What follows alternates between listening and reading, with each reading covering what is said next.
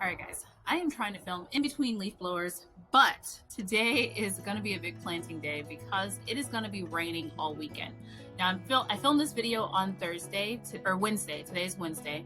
So I did put up a public service announcement letting you guys know to plant your tomatoes and peppers, but we are getting ready to plant tomatoes and peppers to prepare for the last monsoon rain.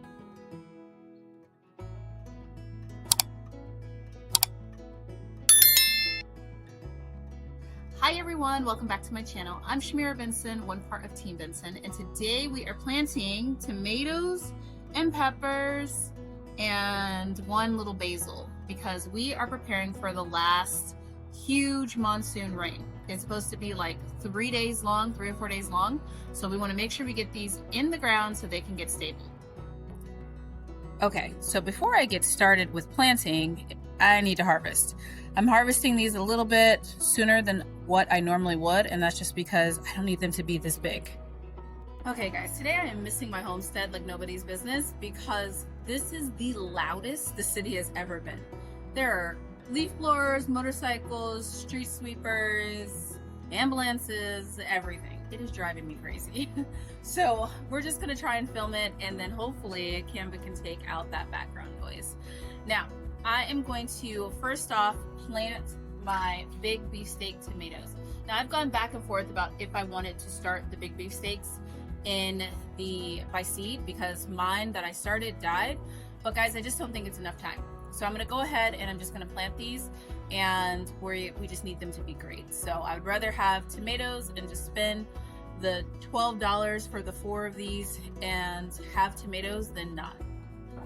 So guys, I did already put seeds in the ground here, but I'm gonna go ahead and plant these tomatoes. The nice part about planting tomatoes like this that have already got a good start on them is that I'm gonna take off these bottom ones and I'm gonna plant them probably up to about right here, because all of these little furry things are all roots. So that can really help with getting a lot of good roots on these plants. Okay guys, so we have the tomatoes planted right here. I mean, I really wish I could have just waited for the seeds to sprout, but this gives me a little bit more peace of mind. Now these are indeterminate tomatoes, which means they get to an indeterminate size. So we're hoping they grow up and then out. But let's plant out Tomato Alley. Okay guys, I just came inside for a minute. So not only do I know that it needs to be a big planting season, so does the rest of Arizona, including all of our gardeners. So there has been a leaf blower going since about 6 a.m. this morning, nonstop, and it is now almost 10 o'clock. And actually it is 10 o'clock. So that has been a long time of a leaf blower. So I wanted to go out early in the morning to avoid the mosquitoes, because the mosquitoes don't come out when it's really, really cold. They wait till it warms up. And the warmer that it gets, which we're in Arizona and today's supposed to be a 95-degree day, I think, the mosquitoes are just coming out. I could see the mosquitoes floating around as I was trying to film my video. And it's not even that cold outside. I'm wearing this hoodie because I was literally getting eaten alive, fighting for my life in my garden.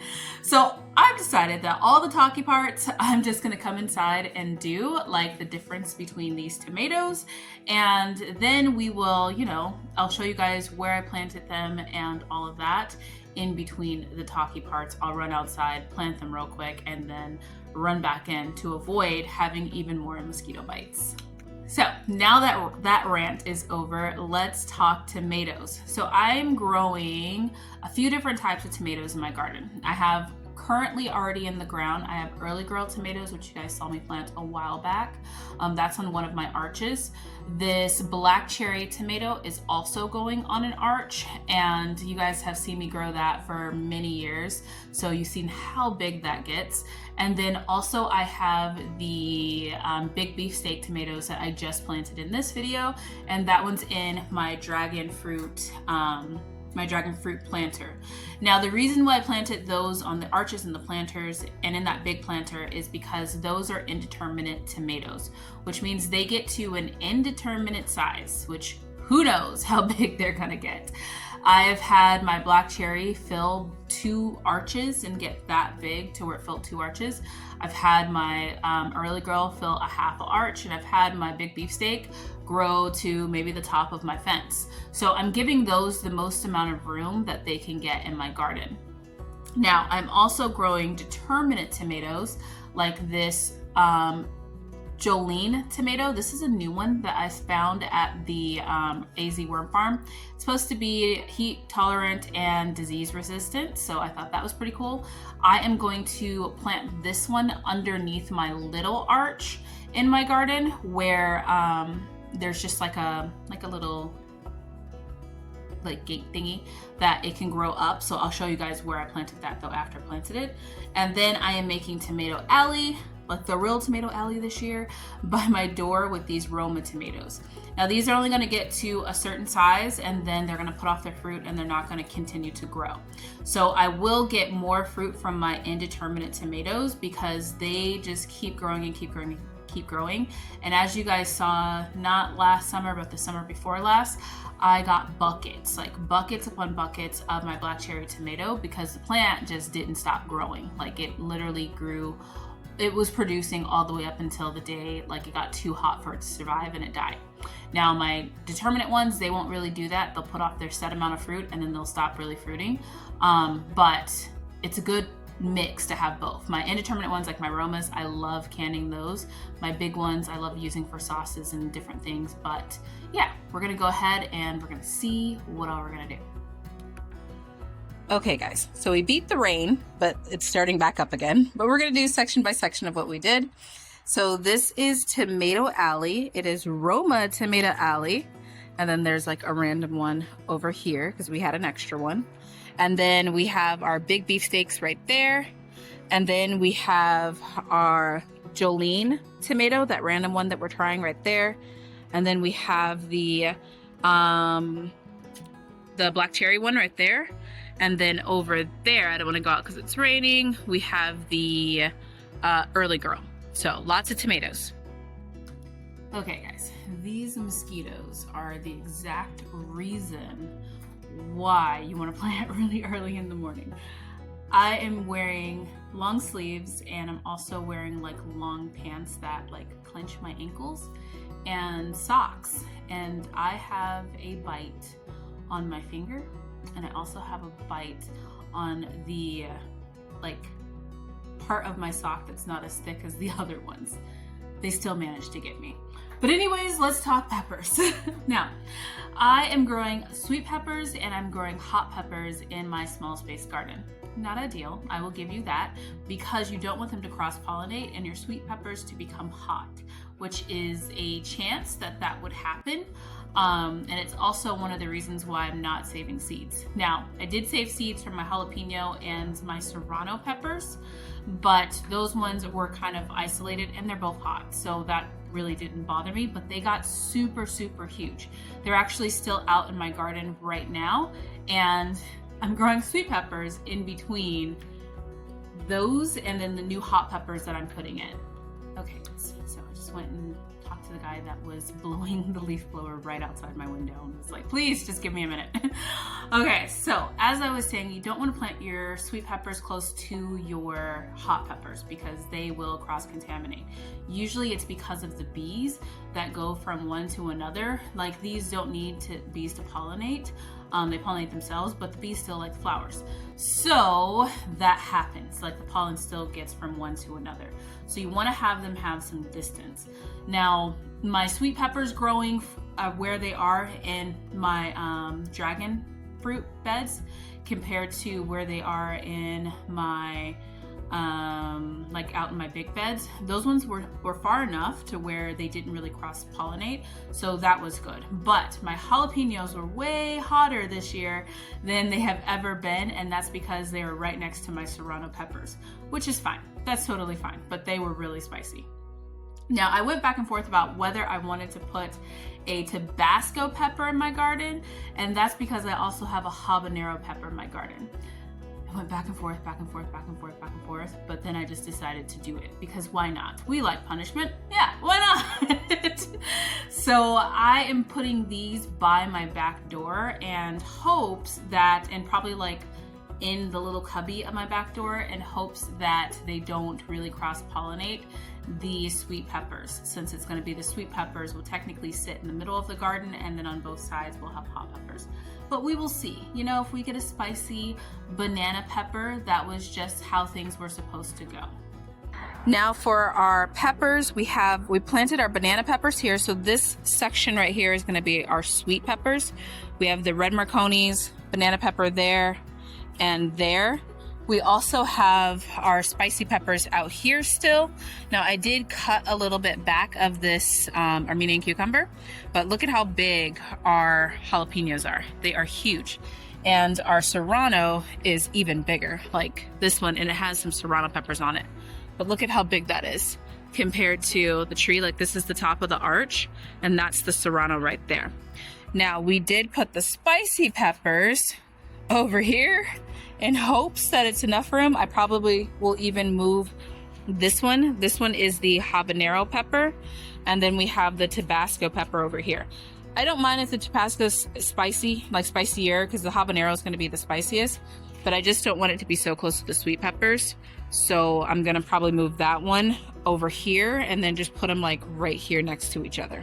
Now the last thing I'm going to show you guys is going to be my purple, well no, it's a red basil. Look at how pretty that is. It looks really purple to me. Now one year, guys, I decided that I wanted to grow an entire like purple garden. So I planted like purple cabbages, purple kales, purple everything, like purple tomatoes, everything that I could find this color, I planted. And the one plant that didn't stay this color was my basil. And it was super annoying to me because it was so beautiful. And I just thought that this was gonna be the biggest showstopper because the whole plant was this color and it did not stay this color. And I think it was because where I planted it, where my herb bed is, it doesn't get a whole lot of sun. Like I already have a garden that is anywhere between 4 to 6 hours of sun. And that is during the summer. Like I don't have a full sun garden, despite what most people might think. My arches do help because it puts it over the gate. So some of my bigger plants, they get more full sun, but everything else is only 4 to 5 hours. 5 hours being like the longest part of the summer. So during the winter, that just doesn't happen. So what I'm gonna do, instead of planting this in my herb bed, I'm going to plant this on this side of my garden, like instead of like this side of my garden, planting on this side of my garden, because this side will get way more sun than it would where my herb bed is. So I'm gonna go plant this and then I'll take you guys out there so you can see where I decided to put it. And hopefully this year we have a big giant purple plant versus one that then turns green. And lastly, we have our sweet little basil. So I'm hoping that it stays this color. I was gonna put it in there. I still might dig it up and put it in there. I don't know, but I think for right now, it's gonna be right here. So right now, this is what we're looking like. Everything is a little bit of a tight squeeze because we're trying to fill up the pots. I did empty out that space. And we're gonna be putting some pots there. And I'm thinking of doing carrots. So maybe the next video, I'm gonna be planting carrots in pots and other places. But look at this, guys. Radishes have popped up. All right, let's go back in. It's raining. I hope you guys are all getting some rain. Okay guys, so let's talk real quick about why I have so many mosquitoes in my garden. Now, during this time of the end of monsoon season, everything is super soaked. So that is the perfect breeding ground for mosquitoes. Now, I also didn't have a lot of spiders this year. Now, granted, I didn't give the spiders a lot of opportunity, I guess, to really be back there in my garden, because I had a lot of lizards and I always encouraged the lizards, and I think the lizards ate a lot of the spiders. And normally, like, it's kind of like a food chain situation where we have like a whole lot of spiders and a whole lot of insects, and then we have less lizards, and then the lizards all come back there, and instead of us like chasing them out and running and playing with them and stuff like that, we just leave them back there and not like bother them. Like, we're not back there as much, so they don't run away, and then the lizards then eat all of the spiders. And that's what happened. Franks, all the little Franks went back there to my garden and they just devoured pretty much all of the spiders. And therefore now we have nothing left to make a bunch of webs and capture all of these mosquitoes. So it is a cycle of life. Like, soon, since there wasn't a lot of food back there this year, all of the lizards We'll kind of lessen that population of lizards for next year, so I'll probably have more spiders and less mosquitoes. But right now I am suffering with these mosquitoes. All right, guys, that is it. I am done being outside and getting eaten alive by mosquitoes and fighting with, you know, all of the elements. But until next time, I hope you guys had fun with me. Thanks for staying with me in the chat and talking with me. Make sure you like, subscribe, and share if you haven't already, and share it with a friend that is gardening in the desert and wants to grow their garden and build their food pantry, or even somebody that's probably going to be in the snow this winter and they just want to see a bit of green. I will have a ton of it in my garden. So until next time, grow yourselves a garden, because even a small space can provide you with tons of food. Bye, guys.